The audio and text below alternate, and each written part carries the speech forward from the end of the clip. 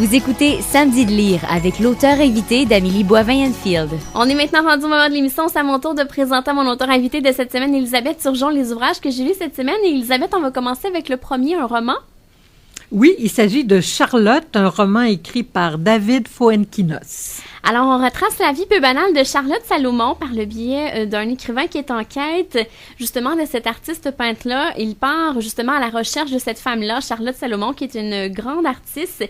Alors, on est en Allemagne, on y découvre que la maman de Charlotte s'est suicidée lorsqu'elle était jeune et son enfance avec son père qui n'a pas été facile. Et l'arrivée d'une nouvelle femme dans la vie de son père, l'arrivée également des nazis. Alors, une passion amoureuse avec Alfred, la fuite en France, justement, de Charlotte, la création d'œuvres visuelles autobiographiques sur les gens qui ont marqué sa vie, et elle va remettre ses œuvres à une personne de confiance en lui disant que c'est toute sa vie, et elle va mourir tragiquement à l'âge de 26 ans, Charlotte, malheureusement artiste dont on entend peu parler, que je ne connaissais pas avant de lire l'ouvrage de David Fuenquinos. Alors Charlotte Salomon, alors ça me donne vraiment envie de découvrir cette femme inspirante. Alors bel ouvrage, beau roman de David Fuenquinos, Charlotte.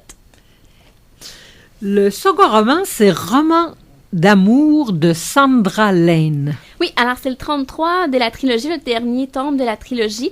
Et on nous présentait dans les deux premiers ouvrages les deux premières sœurs. Et là, c'est la troisième sœur de la famille, Fleury. Alors c'est Erika, la narratrice. Erika est en couple depuis plusieurs années avec Philippe. Elle est mère de 2 fillettes. Et elle essaie de convaincre son mari, Philippe, de partir seul avec elle en voyage d'amoureux dans le sud. Et il veut pas laisser ses 2 filles. Alors c'est un père poule.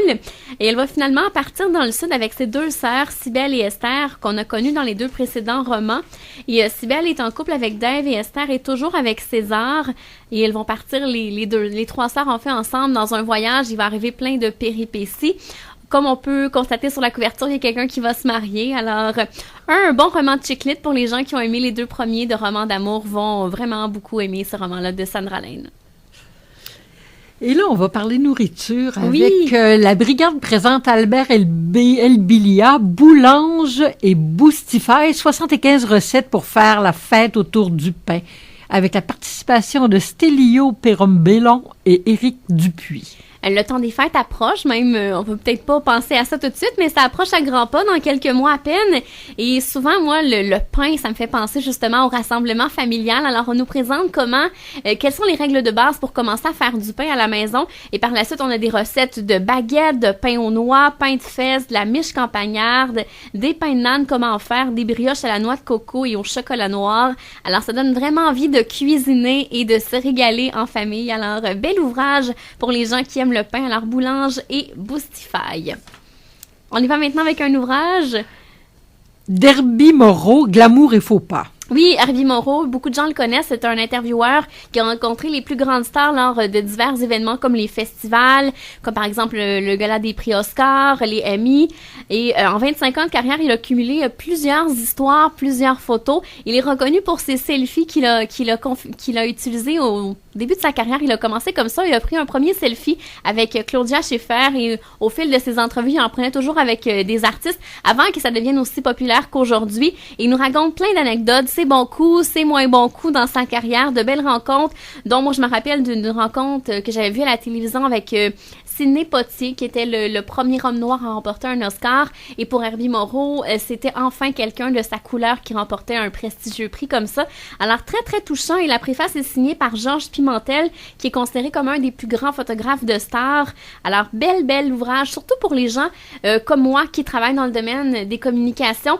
Ça nous présente à quel point que quand on veut, on peut faire sa marque dans ce métier-là. Alors, très, très bel ouvrage de Herbie Moreau. Alors, Glamour et faux pas de Herbie Moreau. On y va maintenant avec un album pour enfants.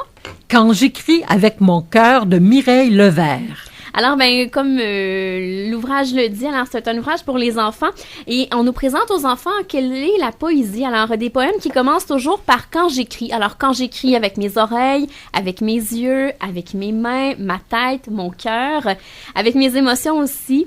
Alors, parfois, ça me gratte, parfois, ça me pique, parfois, ça me chatouille. Alors, très, très beau. Et souvent, je me pose mille et une questions. C'est ce que dit l'auteur à l'intérieur de cet ouvrage-là. Alors, beau poème, belle illustration de Mireille Levert pour faire découvrir la poésie aux jeunes enfants. Alors, c'était mes suggestions de cette semaine. Ah, excellent. On s'arrête et dans quelques instants, ce sera déjà la conclusion de l'émission.